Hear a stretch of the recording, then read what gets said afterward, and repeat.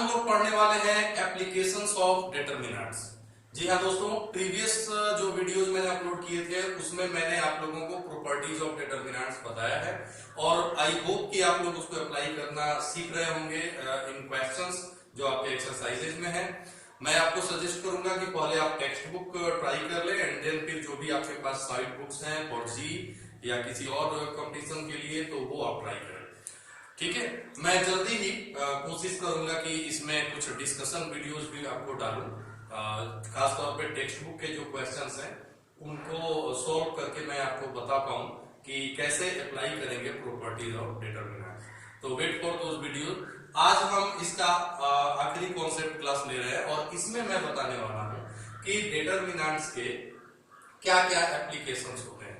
तो वैसे तो डिटरमिनेंट्स के कई सारे एप्लीकेशंस हैं और उनमें से कुछ एप्लीकेशंस आप आगे देखेंगे जब हम 3D पढ़ेंगे तो उसमें भी कई सारे एप्लीकेशंस डिटरमिनेंट्स के आपको देखने को मिलेंगे। लेकिन फिलहाल मैं आपको 3 एप्लीकेशंस यहाँ बताने जा रहा हूँ जिनको आप अच्छी तरह से समझ लें। मैं कोशिश करूंगा कि उनको एग्जाम्पल्स के थ्रू आपको एक्सप्लेन कर पाऊँ। तो आइए शुरू करते हैं। तो आज का हेडिंग है applications of determinant. Applications of determinants. तो दोस्तों ये जो एप्लीकेशंस ऑफ डिटरमिनेंट्स हैं इनमें जो सबसे पहला एप्लीकेशन आप लोगों को पढ़ना है और जानना है वो है एरिया ऑफ ए ट्रायंगल। एक तो ये है जो कि आपको जानना चाहिए। तो आइए देखते हैं। पहला है एरिया ऑफ ए ट्रायंगल। किसी ट्रायंगल का एरिया हम लोग कैसे फाइंड आउट कर सकते हैं? By the help of determinants. तो वैसे तो एरिया जब हम फाइंड आउट करना चाहते हैं जब किसी ट्रायंगल का, ऐसा ट्रायंगल जिसके वर्टिसेज आपको पता हो। तो सपोज हमारे पास एक ट्रायंगल है, this is a triangle we have and इस ट्रायंगल के 3 वर्टिसेज हैं ए बी और सी। और ये जो वर्टिसेज हैं इनको मान लीजिए कि इनके कोऑर्डिनेट्स आपको पता है x1 y1 x2 y2 and x3 y3। तो ये आपको तीनों के कोऑर्डिनेट्स पता चल गए। और अगर आपको इसका एरिया फाइंड आउट करना है तो हम लोग कैसे करेंगे? तो अगर आपको इसका एरिया फाइंड आउट करना है तो इसमें सबसे पहले आपको डेल्टा निकालना होता है। अब डेल्टा क्या होता है? तो डेल्टा होता है डिटरमिनेंट। ओके, और आपको बहुत ही सिंपल टेक्निक में बता रहा हूं। आप पहले x1 y1 लिख लीजिए फिर 1 लिख लीजिए। एक थर्ड ऑर्डर डिटरमिनेंट हमें बनाना है यहाँ पे। और दूसरा हो गया, दूसरा रो जो हो जाएगा वो हो जाएगा x2 y2 और 1। यहाँ पे थर्ड जो कॉलम है वो आपको 1 ही लिखना है उसमें। फिर तीसरा जो रो हो जाएगा वो हो जाएगा x3 y3 1। तो ये जो डिटरमिनेंट बन गया इसको आप इवेल्युएट कर लेंगे एंड उससे क्या होगा कि डेल्टा की वैल्यू आपको पता चल जाएगी। एक बार आप जब इसको इवेल्युएट कर लेते हैं तो फिर एरिया आप निकाल पाएंगे। एरिया कैसे निकालेंगे? तो it is equal to 1/2 multiplied by mod delta. यहाँ पे मोड लगाना जरूरी होता है क्योंकि डेल्टा की जो वैल्यू है वो पॉजिटिव भी हो सकती है और नेगेटिव भी हो सकती है। और जब हम एरिया के लिए आंसर करते हैं तो हमेशा हम लोग पॉजिटिव आंसर करते हैं। तो मोड हम लोग लगा देते हैं ताकि वहाँ पे जो नेगेटिव वैल्यू भी है वो पॉजिटिव में कन्वर्ट हो जाए। तो आई होप कि आप ये समझ गए होंगे। तो ये हो गया पहला जिसमें हम लोग कहते हैं कि finding the area of A triangle. दूसरा जो एप्लीकेशन है डिटरमिनेंट्स का वो है कॉलिनियरिटी। कॉलिनियरिटी। अब कॉलिनियरिटी का मतलब क्या है कि कैसे पता करेंगे कि 3 बिंदु यानी 3 पॉइंट्स जो हैं वो कॉलिनियर है। ठीक है, 3 पॉइंट्स आर कॉलिनियर। ये हम कैसे प्रूव करेंगे, कैसे पता करेंगे? तो आइए देखते हैं। मान लीजिए कि आपके पास 3 पॉइंट्स हैं ए बी और सी। एक बार फिर से ले लेते हैं। तीनों के आपको कोऑर्डिनेट्स पता है x1 y1 x2 y2 x3 y3। ये तीनों के कोऑर्डिनेट्स आपको क्या है पता है। और ये तीनों ऑलरेडी आप देख रहे हैं कि कॉलिनियर हैं। तो कॉलिनियर होंगे तो क्या होगा? तो अभी जो हम लोगों ने ऊपर देखा एरिया ऑफ ए ट्रायंगल, इसमें हमने एक डेल्टा बनाया। तो ये जो डेल्टा है इसकी वैल्यू आपको इसमें भी निकालना होगा। अगर इस डेल्टा की वैल्यू 0 आ जाती है तो आप समझेंगे कि ये तीनों पॉइंट्स कॉलिनियर है। और अगर इस डेल्टा की वैल्यू 0 नहीं है मींस जो तीनों पॉइंट्स हैं दे आर नॉट कॉलिनियर। तो यहाँ पे आप देखिए कि हम एक बार फिर से आपको कंडीशन बता रहे हैं कि उस कॉलिनियरिटी का जो कंडीशन होता है वो होता है डेल्टा इज इक्वल टू 0। अब डेल्टा हम कैसे बनाते हैं वो आपको पता चल चुका है, x1 y1 1, x2 y2 1, x3 y3 1। Okay, तो ये इसकी वैल्यू अगर 0 आ जाती है तो इसका मतलब है कि जो पॉइंट्स हैं वो कॉलिनियर है। तीसरा जो एप्लीकेशन आपको जानना है, अच्छा एक चीज मैं यहाँ पे और बता दूं तीसरा एप्लीकेशन बताने के पहले, वो एप्लीकेशन ये है कि अभी आपके मन में आएगा कि ऐसा क्यों होता है कि इस डेल्टा के 0 होने पर ये जो पॉइंट्स है वो कॉलिनियर हो जाते हैं। तो इसके पीछे रीजन मैं बता रहा हूँ। देखिए 3 पॉइंट्स जो हैं अगर कॉलिनियर नहीं है तो उनसे एक ट्रायंगल फॉर्म होता है। जैसे 3 पॉइंट्स आप रैंडमली कहीं भी अगर दे दें, ओके, ऑन ए प्लेन, और इनको आप मिला दें तो इससे क्या होगा कि एक ट्रायंगल फॉर्म होगा। ये नेचुरल सी बात है, लेकिन एक ट्रायंगल फॉर्म कब नहीं होगा आप जरा सोचिए। 3 पॉइंट्स अगर हैं तो उनसे ट्रायंगल फॉर्म कब नहीं होगा? तो एक ही केस में नहीं होगा, जब वो तीनों पॉइंट्स एक ही लाइन में है। जैसे ये ए और सी एक ही लाइन में है, लेकिन अगर ये बी कहीं अलग है तो एक ट्रायंगल फॉर्म हो जाएगा। लेकिन ये जो बी पॉइंट है अगर हम इसको यहाँ AC वाली लाइन पे ही ला दें तब ये तीनों पॉइंट्स कॉलिनियर हो जाएंगे, और इन दैट केस जो एरिया होगा ट्रायंगल का वो 0 हो जाएगा। तो एरिया जब ट्रायंगल का 0 होगा तो ये सीधे इंडिकेट करता है कि जो तीनों पॉइंट्स हैं वो क्या है, कॉलिनियर है। तो इसीलिए हमने आपको बताया कि डेल्टा की वैल्यू अगर 0 आ जाती है तो तीनों पॉइंट्स क्या होंगे, कॉलिनियर होंगे। अब तीसरा जो है और आखिरी एप्लीकेशन है इसका, वो आपको जानना है equation of a line. Equation of a line, suppose आपके पास कोई लाइन है। वैसे तो finding the equation of a line आप लोगों ने कोऑर्डिनेट ज्योमेट्री में काफी पढ़ा होगा।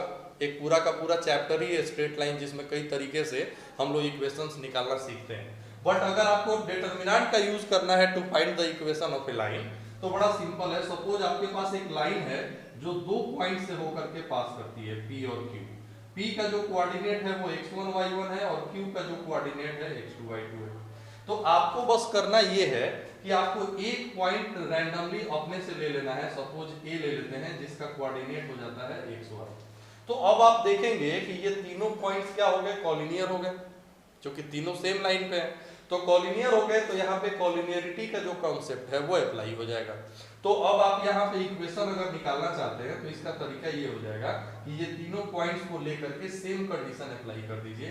सबसे पहले xy1 लिख देते हैं, फिर उसके बाद x1 y1 1 लिख देते हैं, फिर x2 y2 1 लिख देते हैं और इज इक्वल टू 0 कर देंगे। तो इस तरह से आप किसी भी लाइन का इक्वेशन निकाल सकते हैं, लेकिन उस लाइन का जिस पर आपको 2 पॉइंट्स पता हो। तो ये मैंने आपको कुछ एप्लीकेशंस बताए।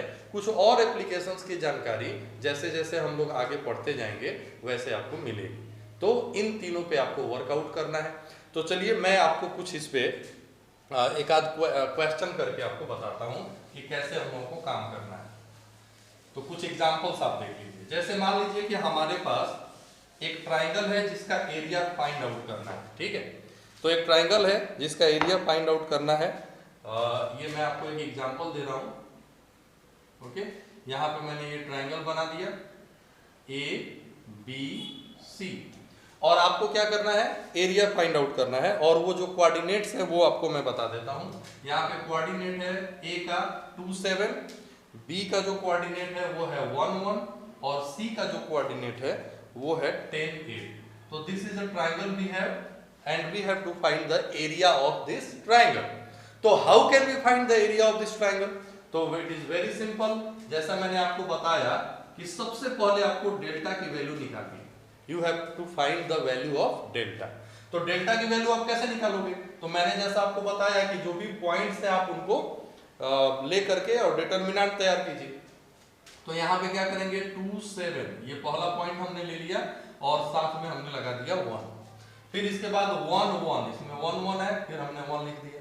फिर है 10 8 1। तो इस तरह से हमने डेल्टा तैयार कर लिया और इसको अब हम इवेल्युएट करेंगे। तो इवेल्युएट करेंगे तो वैसे तो आप किधर से भी इवेल्युएट कर सकते हैं, बट आप जिधर देखें जैसे यहाँ पे 1 1 1 है तो इधर 0 आसानी से लाया जा सकता है। तो थोड़ा बहुत प्रॉपर्टीज यूज करना सीख लीजिए। तो प्रॉपर्टी अप्लाई करेंगे तो ज्यादा आसानी से सॉल्व हो जाएगा। तो चलिए मैं प्रॉपर्टी अप्लाई करके बताता हूँ। जैसे यहाँ पे 2 1 है तो मैं एक जीरो यहाँ पे ला सकता हूँ। तो हम क्या करेंगे, जो मैंने डिटर्मिनेंट की प्रॉपर्टीज बताई थी उसके according R1 replaced by R1 minus R2, R1 में से R2 को माइनस कर देंगे, तो ये पहला हमने रिप्लेसमेंट किया। दूसरा जो है कैसे करेंगे, तो R2 replaced by R2 minus R3, ये मैं खास तौर पे आपको बता रहा हूँ, वैसे आप डायरेक्ट भी इसको इवेल्युएट कर सकते हैं।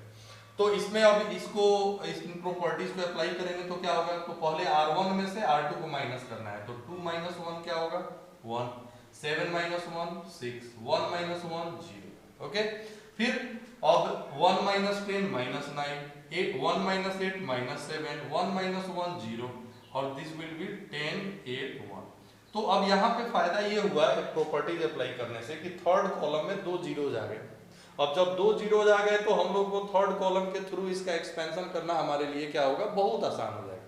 कैसे एक्सपेंशन करेंगे, तो इन 2 जीरोज को छोड़ दीजिए, इस 1 को लिख लीजिए और इसका साइन लिख लीजिए, और उसके बाद इसका माइनर लिख लीजिए, इसके रो और कॉलम को छोड़ के माइनर लिखिए, 1 6 माइनस 9 माइनस 7। अब इसको इवेल्युएट कर लेते हैं, तो ये हो जाएगा माइनस 7 क्रॉस मल्टीप्लाई 7 एकम 7, और इधर से जब गुणा करेंगे तो ये माइनस 54 होगा, लेकिन उसका साइन चेंज हो जाएगा क्योंकि हमको माइनस करना है, तो माइनस 54 होगा तो उसको प्लस 54 लिख देंगे।